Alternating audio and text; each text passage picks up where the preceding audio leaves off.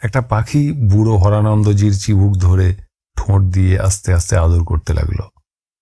আমি প্রেমানন্দকে বললাম, ঘরে গিয়ে শীঘ্র একটু ছাতু গুলে এক গোঁড়া এনে এদেরকে দিন, না দিলে এদের আদরের ঠেলায় বুড়ো অস্থির হয়ে পড়বে।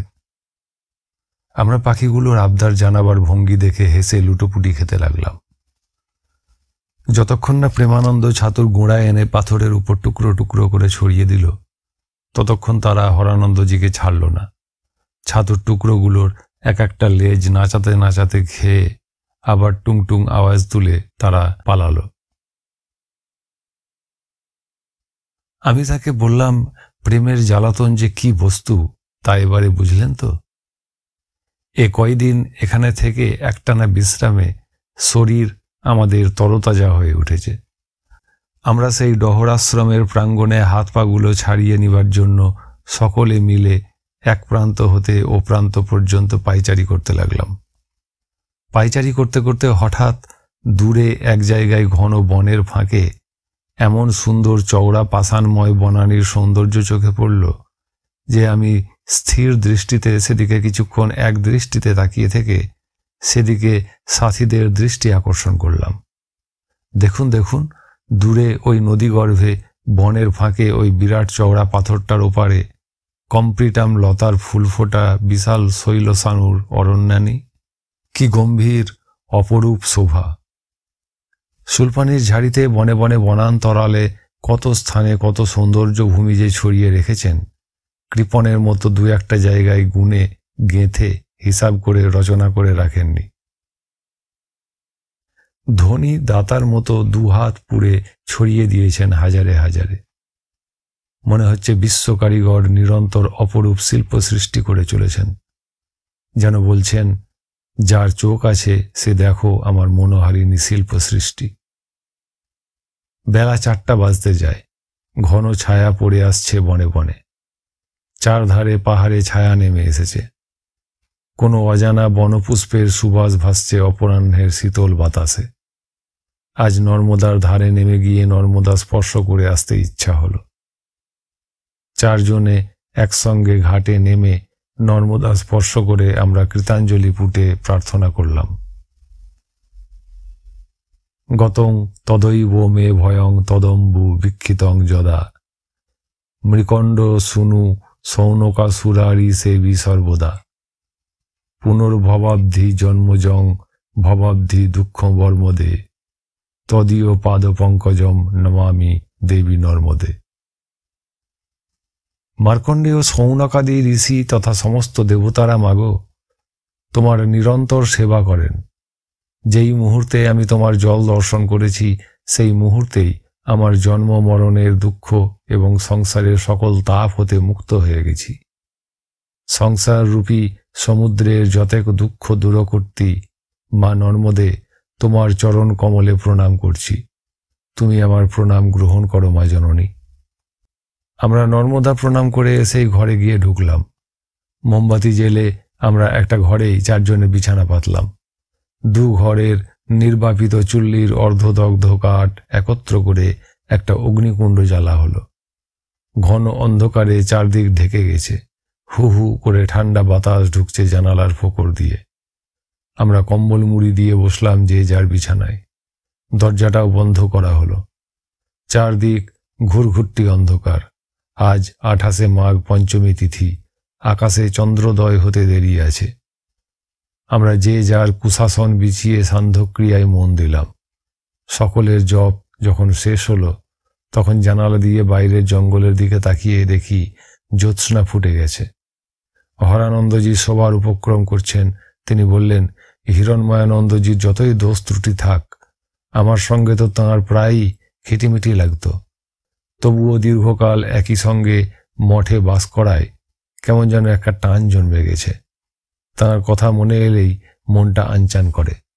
একসঙ্গে এসেছিলাম নর্মদা পরিক্রমা করতে। তাঁর গোয়ার তুমির ফলে আজ আমরা আলাদা হয়ে গেছি। না জানি এখন তিনি কত দূরে। তাঁর দুটি চোখে জল চিকচিক করছে। আমরা কোনো মন্তব্য করলাম না। তিনি শুয়ে কম্বল মুড়ি দিলেন, আমরাও শুয়ে পড়লাম। সকালে যখন ঘুম ভাঙল তখন 7টা বেজে গেছে। চারদিকে ঘোর কুয়াশা, শীত যেন আজ কালকের চেয়েও বেশি।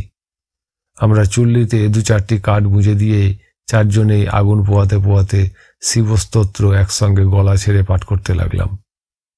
ওং চন্দ্রশেখর চন্দ্রশেখর চন্দ্রশেখর পাহি মাং, চন্দ্রশেখর চন্দ্রশেখর চন্দ্রশেখর রক্ষ মাম।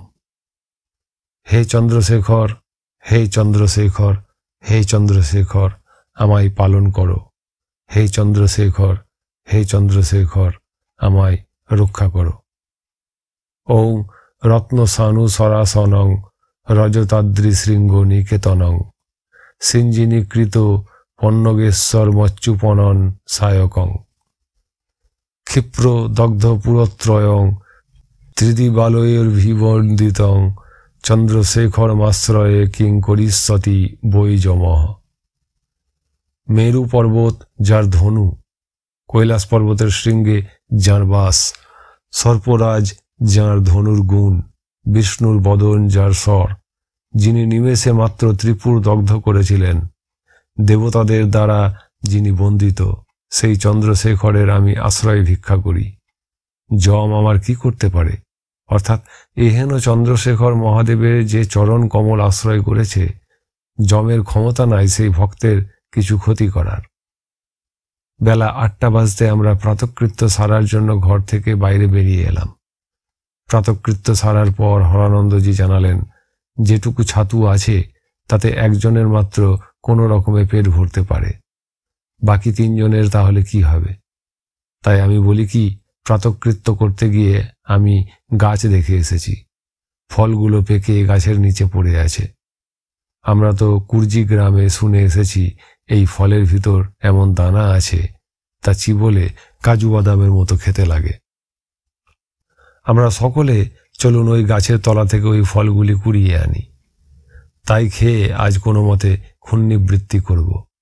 যেটুকু ছাতু আছে তা পড়ে থাক। দুপুরবেলা যদি পাখির ঝাঁক আসে তাদেরকে ওই ছাতু দেওয়া যাবে। ঘরের ভিতর থেকে বেরিয়ে এসে প্রেমানন্দ জানালেন, রাত্রিতে আগুন জ্বালার জন্য কাঠ কিভাবে সংগ্রহ করা হবে। 2টো কুড়ুল আমাদের সঙ্গে ছিল। হিরণময়ানন্দজির দল 2টো কুড়ুলই নিয়ে গেছেন, আমাদের জন্য একটাও রেখে যাননি। হরানন্দজি বললেন, তা আর কি করা যাবে, আমরা 3 জন শুকনো গাছের পাকা ফল কুড়াবো, আপনি গাছের ডাল কুড়াবেন। গাছের চারদিকে অনেক গাছের শুকনো ডাল ভেঙে পড়ে আছে, আমরা দেখে এসেছি। আমরা 4 জনে ডহর আশ্রম থেকে 30-40 ফুট পিছনের দিকে গিয়ে ফল এবং শুকনো ডাল যখন কুড়িয়ে আনলাম, তখন রঞ্জন তার ঘড়ি দেখে জানালো যে বেলা 10:30 বেজে গেছে। প্রাঙ্গণে কালকের মতো আজও রোদ এসে পড়েছে, কিন্তু আজকে আর আমরা পাথরে বসে রোদ পোয়ানোর সময় পেলাম না। গামছা কমণ্ডলু নিয়ে 4 জনে গেলাম নর্মদাতে স্নান করতে। তর্পণাদি সেরে যখন ফিরলাম তখন 11:30 বেজেছে। ভিজা গামছা ও ল্যাঙ্গটগুলো রোদে শুকোতে দিয়ে বাইরের পাথরের উপরে বসে আমি মহর্ষি তন্ডিকৃত 1008 শিবনাম পাঠ করলাম। তাঁরা আজ পৃথক পৃথক প্রস্তরখণ্ডে বসে জপাদি ক্রিয়া করলেন না।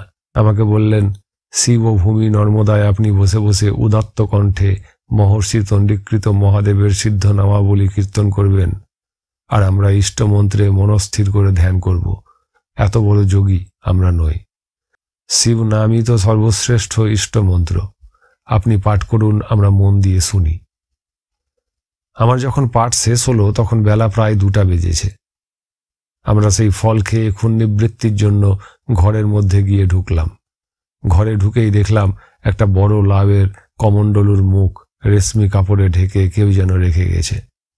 আমরা চমকে উঠলাম, সকলেই বিস্ময়ে হতবাক। মুখ দিয়ে আর রা বেরোচ্ছে না। আমরা স্নান করতে যাওয়ার আগে এখানে কাউকে দেখে যাইনি। 25শে মাঘ থেকে আজ 29শে মাঘের এই দিন পর্যন্ত এই 5 দিনের মধ্যে কাউকে এখানে আসতেও দেখিনি। এই তল্লারে থাকবেই বা কে? এই জনশূন্য ভয়ঙ্কর জঙ্গলে কেই বা আসবে? জঙ্গলে হিংস্র জানোয়াররা আছে, কিন্তু জন্তু জানোয়ার কি এত যত্নে এমন সুদৃশ্য রেশমি কাপড় দিয়ে মুখ ঢাকা কমণ্ডলু রেখে যাবে? এও কি সম্ভব? ভয়ার্ত কাঁপা কাঁপা কণ্ঠে রঞ্জন বলল, কোনো প্রেত জনির কাণ্ড নয় তো? এই ভাঙা পতিত বাড়িতে তো আমি শুনেছি প্রেতদেরই আনাগোনা থাকে। তাছাড়া মাতৃপিতৃঘাতী ডহরমুনি এইখানেই শিব মন্দির চাপা পড়েছিলেন। তাঁরই অশরীরী আত্মা এই কমণ্ডলু রেখে যায়নি তো? নিজের বাপ মাকে নিজ হাতে কেটে ফেলতে যার হাত কাঁপেনি, সেই দুরাত্মা প্রেতজনী প্রাপ্ত হবার পর আরও হিংস্র হয়ে পড়েছে। তার নিবাস স্থলে আমরা এতদিন আছি, এটাকে হয়তো সে উপদ্রব বলে ভাবছে, তাই প্রতিহিংসা সাধনের জন্য এই কমণ্ডলুতে হয়তো কোনো বিষধর সাপ পুড়ে রেখে গেছে। ওতে হাত না দেওয়াই ভালো। চুপ করুন ভাই বোকা বাউল, এই বলে অহরানন্দজি গর্জে উঠলেন। তিনি চটপট রেশমি কাপড়ের ঢাকনা খুলে ফেললেন, তা দুধে ভর্তি। তিনি সর্বাগ্রে সেই দুধ নিজের কমণ্ডলুতে ঢেলে আকণ্ঠ পান করলেন। বললেন, আহ, এ যেন অমৃত।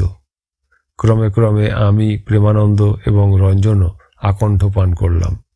দুধের স্বাদ যে এমন হয় তা জানা ছিল না। অহরানন্দজি রঞ্জনকে ঠাট্টা করে বললেন, কি পেটের মধ্যে কোনো বিষক্রিয়া অনুভব করছেন নাকি? সে লজ্জায় অধোবদন।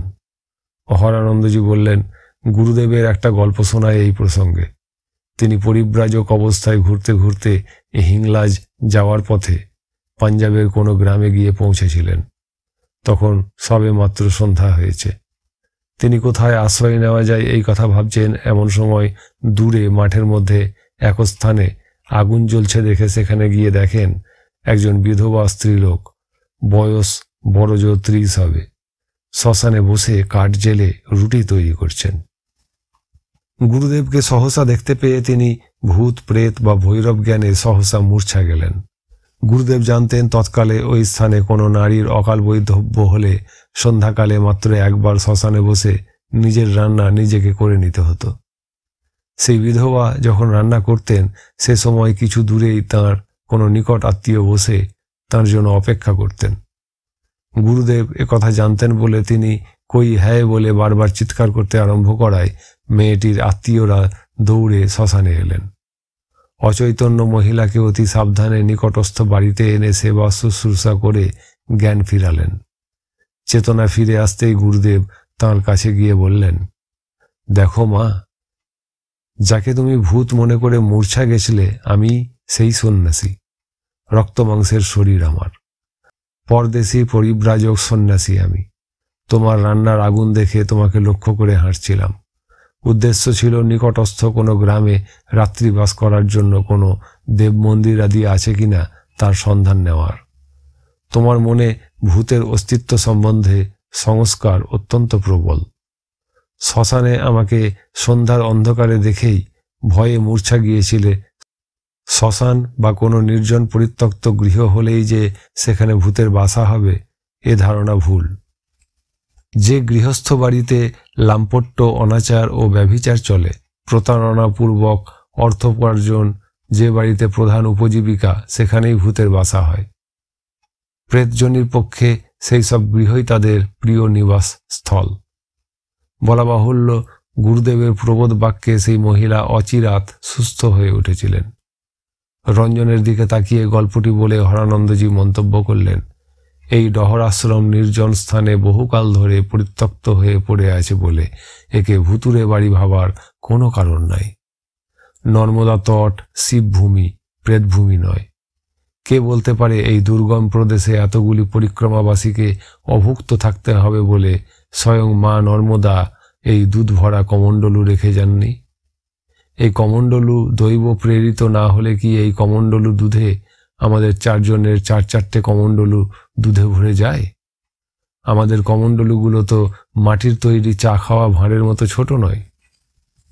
তাঁর গল্প শেষ হতেই আমরা বাইরে বেরিয়ে এলাম সেই কমণ্ডলু হাতে নিয়ে। রেশমির সেই কাপড় টুকরোটা হরানন্দজি বারবার মাথায় ঠেকিয়ে নিজের ঝোলার মধ্যে অমূল্য সামগ্রী জ্ঞানে তুলে রাখলেন। বাইরে বেরিয়ে দেখি পূর্ব দিনের মতো এক ঝাঁক নানা শ্রেণীর পাখি এসে কলরব করছে। হরানন্দজি কমণ্ডলুটা আমার হাতে দিয়ে আবার ছুটে গেলেন ভেতরে। অবশিষ্ট সব ছাতুগুলো গোড়া পাকিয়ে তিনি টুকরো টুকরো করে ছড়িয়ে দিতে থাকলেন। পাখিরা তা খেয়ে উড়ে গেল বনে। উত্তর তটের দিকে তাকিয়ে দেখি সেদিককার তটভূমিতে পাহাড়গুলোর মাথায় অস্তগামী সূর্যের রঙিন রশ্মি এসে পড়েছে। সূর্যকে অস্তগামী দেখে আমরা নর্মদার ঘাটে নামলাম নর্মদার জল স্পর্শ করতে। সেই লাউ কমণ্ডলুটি নর্মদার জলে ডুবিয়ে দিয়ে কর্পূরের আরতি করা হলো। ঘরে এসে যখন ঢুকলাম তখন সন্ধ্যা হয়ে গেছে। ঘরে ঢুকে হরানন্দজি মোমবাতি জলে ডুবিয়ে দিয়াশলাই জেলে তা ধরিয়ে ফেললেন। ঘর আলো হয়ে উঠল। যেসব শুকনো ডাল গাছতলা থেকে কুড়িয়ে আনা হয়েছিল তা হাতে ভেঙে আগুনের চুল্লিও ধরানো হলো। আমরা প্রত্যেকের বিছানা পেতে বসে আজকের আচম্বিতে লাভের কমণ্ডলুতে দুধ পেয়ে যে আজকের আহার পর্ব শেষ করলাম, আমরা বসে বসে সেই সম্বন্ধেও আলোচনা করছিলাম। আমরা সবাই একমত হলাম যে ভক্তবৎসলা কল্পলতিকা মা নর্মদারই এটি বিশেষ দয়া। প্রেমানন্দ এবং হরানন্দজি দুজনে বসে সেই গাছের ফলগুলো ভেঙে কাজু বাদামের মতো সুস্বাদু বিচিগুলো ভেঙে ভেঙে 2-3টা ছোট ছোট পুঁটলি করে বেঁধে চলেছিলেন। একসঙ্গেই সব গল্প করছিলাম। প্রেমানন্দ আমার দিকে তাকিয়ে বললেন, একটা জিনিস লক্ষ্য করেছেন? শূলপাণেশ্বর মন্দিরের পর আমরা প্রায় 32 মাইল নর্মদা তট অতিক্রম করে এলাম, এই পথে কোথাও একটা শিব মন্দির চোখে পড়ল না। আশ্চর্য নয় কি? হ্যাঁ, আমারও মনে এ কথাটা উদয় হয়েছে। দুর্গম ঝাড়ি পথ এর একমাত্র কারণ তা মানতে মন চায় না। কারণ উত্তর তটেও এই রকম, বরং এর চেয়েও অনেক বেশি দুর্গম জঙ্গল ও পাহাড় অতিক্রম করে এসেছি, কিন্তু সেখানে ঘন ঘন শিবের মন্দির দেখেছি। বিভিন্ন বৈদিক ঋষির তপস্যাস্থলী প্রত্যেক ঘাটে শুধু একটা নয়, একাধিক শিব মন্দিরেরও দর্শন পেয়েছি, কিন্তু এই দীর্ঘ পথে শূলপাণেশ্বরের মন্দির ছাড়া আর একটাও মন্দির দেখতে পেলাম না। বড়ই আশ্চর্য। আমার মুখের কথা শেষ হতে না হতেই ঘর গমগম করে উঠল মহর্ষি সোমানন্দের কণ্ঠস্বরে, যেন তিনি পাশের ঘরে দাঁড়িয়েই বলছেন, নমঃ শিবায়, নমঃ শিবায়, নমঃ শিবায়। এতে আশ্চর্য হওয়ার কি আছে? শিবভূমি নর্মদার মধ্যে শিব, গাছপালাই শিব, পর্বত শিখরের শীর্ষে শীর্ষে শিব, পাথরে পাথরে শিব, শিবময়ী নর্মদা। মন্দির থাকলো কি না থাকলো তাতে কিছু যায় আসে না। বিচিত্র দূরধিগম্য মহাদেবের মহিমা ভেবে দেখেছ কি কোনোদিন? অন্তরের সুধায় তিনি বসুধা ভরে দেন, অথচ নিজে পান করেন গরল। তিনি দেবাদিদেব কালিমালিপ্ত জীবকেও অমৃত দান করেন, অথচ নিজে পান করেন বিষ। যাঁর ঘরণী স্বয়ং অন্নপূর্ণা, দ্বারে দ্বারে ভিক্ষা করে ফিরেন তিনি। মুহূর্তে যিনি ইন্দ্র, চন্দ্র, বরুণ এবং সূর্যকে চূর্ণ বিচূর্ণ করে দিতে পারেন, তিনি নিজে বাস করেন শ্মশানে। তাঁর কৃপা কটাক্ষে তাঁর ভক্তদেরকে প্রাসাদবাসী করে নিজে হয়েছেন শ্মশানচারী। যাঁর কণ্ঠে উমা দিয়েছেন বড়মাল্য, তাঁর গলায় জড়িয়ে আছে সাপ। সেই সাপের বিষে তাঁর কণ্ঠ হয়েছে নীল। সমুদ্র মন্থনের সময় বাসুকি ও অনন্তনাগের বিষে যখন সাগর জল নীল হয়ে গেল, ব্রহ্মা, বিষ্ণু প্রভৃতি দেবতারা সৃষ্টিলোপের আশঙ্কায় যখন অস্থির হয়ে পড়লেন, তখন হাসি মুখে সেই গরলকে কণ্ঠে ধারণ করে মহাদেব হলেন নীলকণ্ঠ। জীবন্ত শঙ্কর ভাষ্য এই নর্মদা। এই ভাষ্য যে বোঝেনি তার পক্ষে নর্মদার রহস্যও বুঝে ওঠা সম্ভব নয়। এই আজ যে শিবকন্যা নর্মদা দুধ দান করে তোমাদের ক্ষুধা মিটালেন, শিবকন্যা ও শিবের এই দয়া সাধারণ জ্ঞান বুদ্ধির অগোচর। এখানে কি কোনো মন্দির আছে? মন্দির না থাকলেও শিবের কৃপা যে হয় তা তো একটু চিন্তা করলেই উপলব্ধি করতে পারো। একটু চিন্তা করলেই বুঝতে পারবে প্রতিদিনের তুচ্ছ সুখের কাঙাল তিনি নন। মন্দির প্রতিষ্ঠা করে তাতে তাঁকে প্রতিষ্ঠা করে রাশি রাশি পঞ্চগব্য আর বিল্লপত্র চাপালেই তিনি কৃতার্থ হবেন, না হলে তিনি দয়া করবেন না, এমন দেবতা তিনি নন। ভোলানাথ প্রতিদিনের তুচ্ছ সুখের কাঙাল নন। হোম, আরতি, ঘিয়ের বাতি আর বেদমন্ত্রে যজ্ঞের আড়ম্বর তিনি চান না। অন্তর ঢালা ভক্তি, ভালোবাসার কাঙাল তিনি। প্রত্যহের অতীত আনন্দম তিনি। কেউ তপস্যা করলে ভয়ে কেঁপে ওঠে ইন্দ্রের বুক, এই বুঝি তাঁর স্বর্গরাজ্য কেড়ে নেয় তপস্বী।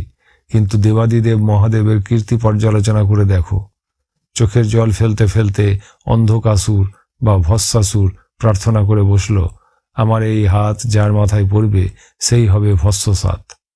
সঙ্গে সঙ্গে ভক্তের প্রার্থনা মঞ্জুর করে বসলেন ভক্তবৎসল আশুতোষ। ইনি সেই মহাকাল যার মন্দিরা দু হাতে বাজে, সুখে বাজে দুঃখে বাজে, ফুলে বাজে কাঁটাই বাজে, আলো ছায়ায় জোয়ার ভাটায়, ভালোই মন্দই, আশা ও শঙ্কার মধ্যে বেজে চলেছে তাঁর নিত্যকালের ডমরু। মন্দির নাইবা থাকলো কোথাও, দয়ার সাগর তিনি, তাঁর সর্বব্যাপ্ত বিরাট স্বরূপকে সতত অনুধ্যান করবে। তাঁর কণ্ঠস্বর মুহূর্তের জন্য নীরব হতেই প্রেমানন্দ দুহাত বাড়িয়ে প্রার্থনা করে বসলেন, প্রভু দয়াময়, আমি নিত্য গুরু নির্দিষ্ট পন্থায় সাধন ভজন করতে ভালোবাসি, নিত্য ধ্যান করি। দৈবী অনুভূতির আশায় নর্মদা তটে ছুটে এলাম। মা নর্মদাকেও ভালোবাসি, কিন্তু তবুও আজ পর্যন্ত কোনো রিয়ালাইজেশন হচ্ছে না কেন? সঙ্গে সঙ্গে ঊর্ধ্ব পথে শূন্যস্থান হতে তাঁর কণ্ঠস্বর ভেসে এলো, ভালোবাসা দরকার বাবা, ভালোবাসাটি নয়। ভালোবাসি এই বোধটা দগদগে ঘায়ের মতো মনের মধ্যে রয়েছে কিনা? ভালোবাসির মধ্যে আমি থাকে, থাকে মায়া, থাকে লোভ। তাই ভালোবাসির ফুল বাসি হয়ে যায়। ফুল তুললে, মালা গাঁথলে, গলায় পড়লে, ঠাকুর সাজালে, তারপর প্রয়োজন ফুরালেই বাসি ফুল ফেলে দিতে হয়। ভালোবাসি রূপ বাসি ফুলে কি মৌমাছি বসবে না গুনগুন করবে? মধু জমবে কোথা থেকে? তাই বলছি, ভালোবাসার জন্য ভালোবাসা ভালো। তাতে কি হচ্ছে আর কি হচ্ছে না তার কোনো হিসাব থাকে না। ভালোবাসা হলে সে বাসায় প্রেমের ঠাকুর মদন মোহন ঢুকে যান। ভালোবাসাই ভগবান। তাঁর কথা শেষ হতেই আশ্চর্য হয়ে দেখলাম রঞ্জন দু হাত জড়ো করে প্রার্থনা করতে বসল। আমার গুরু করতে ইচ্ছা নাই, বাউল আমি। এই বাউল গান গেয়ে ভগবানের কাছে প্রার্থনা করে গেলেই আমার কি মুক্তি হবে না? সঙ্গে সঙ্গে উত্তর ভেসে এলো, গুরু করবার ইচ্ছা নাই তো ভারতে পৌঁছে উত্তর তটের নর্মদা তটের তবরাতে ছুটে গেছিল কেন তোমার বাউল গুরুর কাছে? কি দেখলে সেখানে? দেখলে তোমার সেই বাউল গুরুও এক শৈব গুরুর কাছে দীক্ষা নিয়ে শিব নামে বিভোর হয়ে আছেন।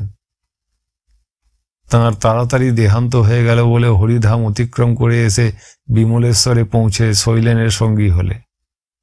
গুরু করতেই হবে তোমাকে জগৎগুরুর কাছে পৌঁছাতে হলে।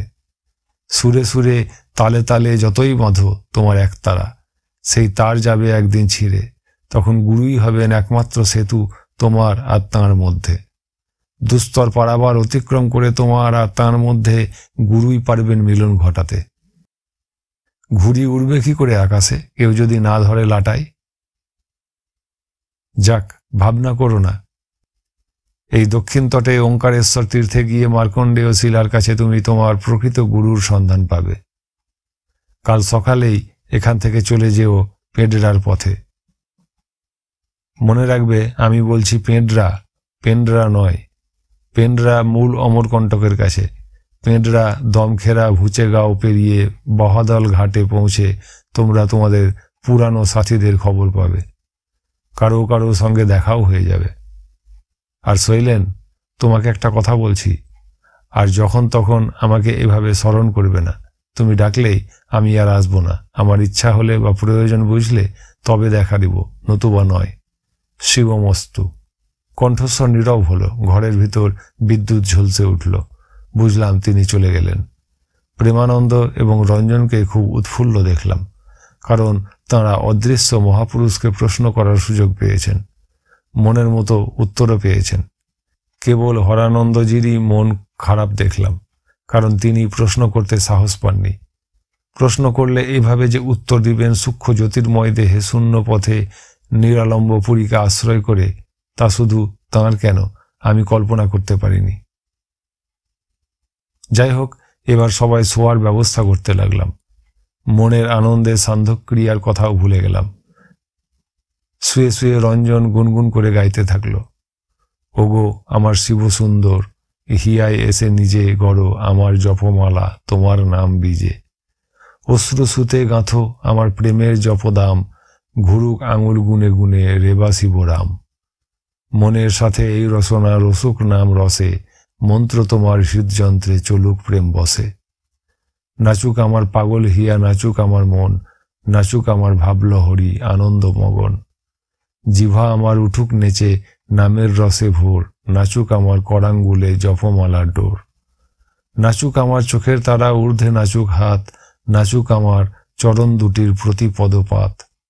ঠোঁটে আমার নাচুক হাসি নিতে তোমার নাম, আনন্দেরই অশ্রু চোখে ঝরুক অবিরাম। রঞ্জনের মনোহারী কণ্ঠস্বরে এক অপূর্ব তান ও সুর ফুটে উঠেছে। মনোহারী স্বর ও সুরের সঙ্গে পাল্লা দিয়ে ভাষার মনোহারিত্ব মনকে মাতিয়ে তুলল। ভাব ও ভাষা যেন নৃত্যের তালে তালে নেচে চলেছে। মূর্ত হয়ে উঠেছে এক অপূর্ব ছন্দ। এই দুর্গম জঙ্গলে নির্জনতম পরিবেশে রঞ্জনের গানে যেন জাদু মাখানো। ঘুমে বিহ্বল ঢুলুঢুলু চোখ দুটো আপনা হতেই বন্ধ হয়ে গেল। এক ঘুমেই সকাল 7টা। নিবিড় কুয়াশায় গাছপালা সব ঢেকে গেছে। জানালা দিয়ে তীব্র শীতের হাওয়া বয়ে আসছে।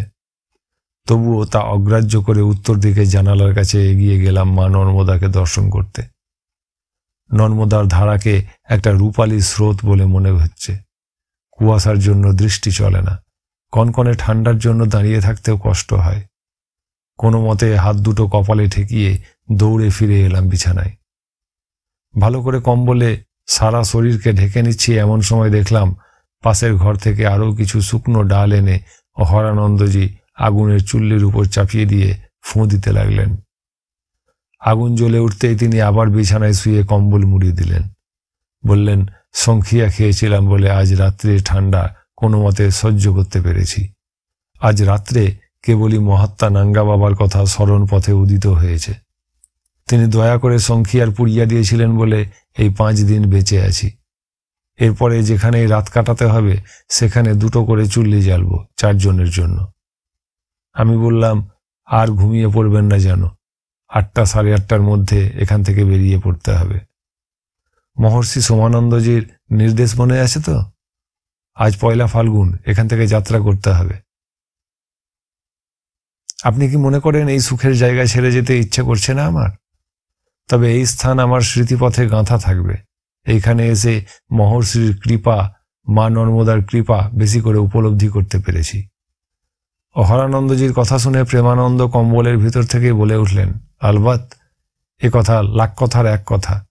কোনো মহাপুরুষ যে দেবতার আবির্ভাবের মতো সহসা আবির্ভূত ও তিরোভূত হতে পারেন, শাস্ত্রে এসব কথার পুনঃপুন্য উল্লেখ আছে। সেসব কাহিনী পুনঃ পড়েছি, কিন্তু নিজের জীবনে এইরকম প্রত্যক্ষ অভিজ্ঞতা এই প্রথম হলো। লক্ষ্য করেছিলেন কি কাল শূন্য পথে অপ্রকট হওয়ার সময় কেমনভাবে বিদ্যুৎ চমকের মতো জ্যোতি ঝলসে উঠেছিল? ওহ, আপনাদের বকবকানির জ্বালায় সকালের ঘুমটা জমে উঠল না। 7:45 বাজতে যায়। এবারে সকলেই তৈরি হয়ে নিন। এই কথা বলতে বলতে রঞ্জন উঠে পড়েই নিজের বিছানা গুটিয়ে বেঁধে ফেললেন। তাঁর দেখা দেখি আমরা 3 জনেও নিজেদের ঝোলা গাঁঠরি বেঁধে তৈরি হয়ে গেলাম। ঘরের এক কোনায় আমাদের 4টে লাঠি পড়েছিল। এ কয়দিন কাজে লাগেনি। আজ সেগুলো হাতে তুলে নিয়ে সাদরে চুম্বন করলাম। রঞ্জন সুর করে চুমু খেতে খেতে বলে উঠল, ওগো আমার সোহাগিনী, পথের সাথী গো, আমি তোমায় করিনি হেলা। আগুনের চুল্লিতে জল ঢেলে আমরা প্রাঙ্গণে নেমে বললাম, ডহরমুনি, তুমি তোমার কৃতকর্মের ফল ভোগ করেছ। আমরা তার বিচারক নই, কিন্তু তোমার নির্মিত এই 2খানি কামরা ছিল বলে আমরা এইখানে এই কয়েকদিন নিরাপদে থাকতে পেরেছিলাম। তোমাকে নমস্কার। শিবসুন্দর তোমাকে সদ্গতি দান করুন।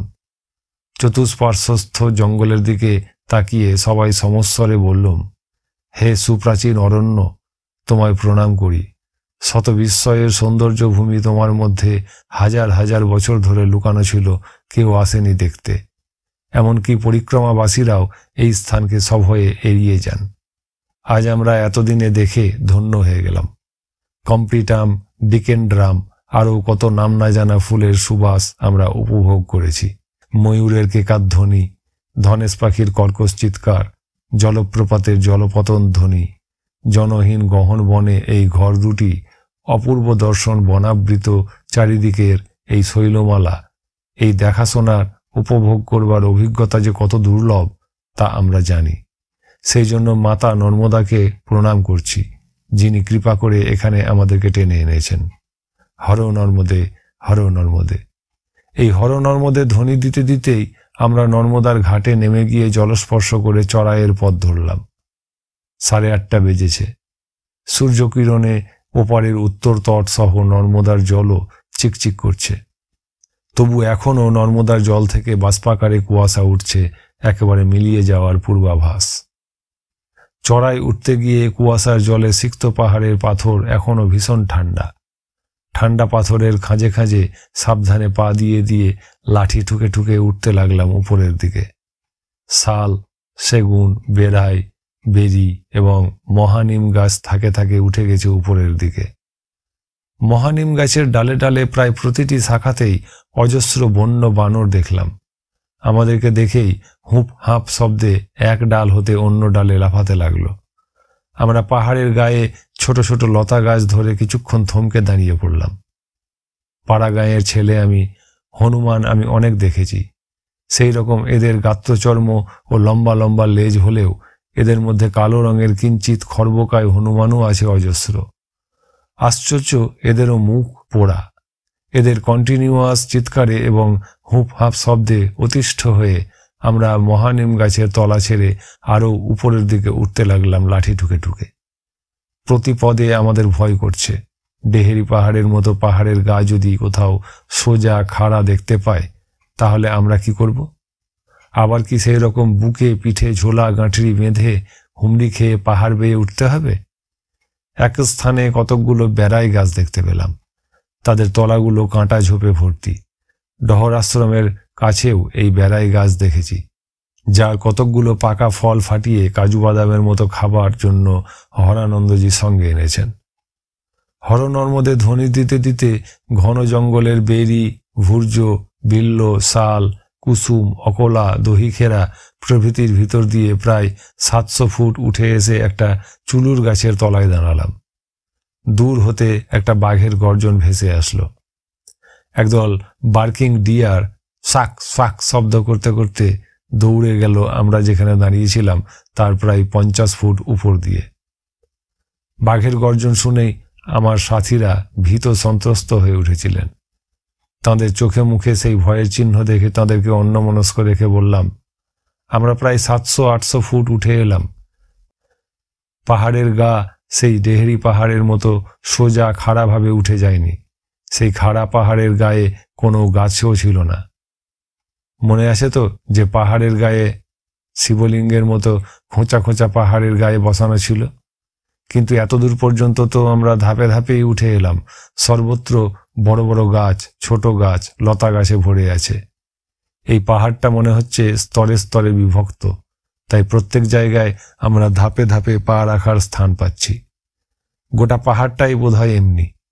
চলুন আবার আমরা উঠতে থাকি। হর নর্মদে ধ্বনি দিতে দিতে উঠতে লাগলেন সবাই।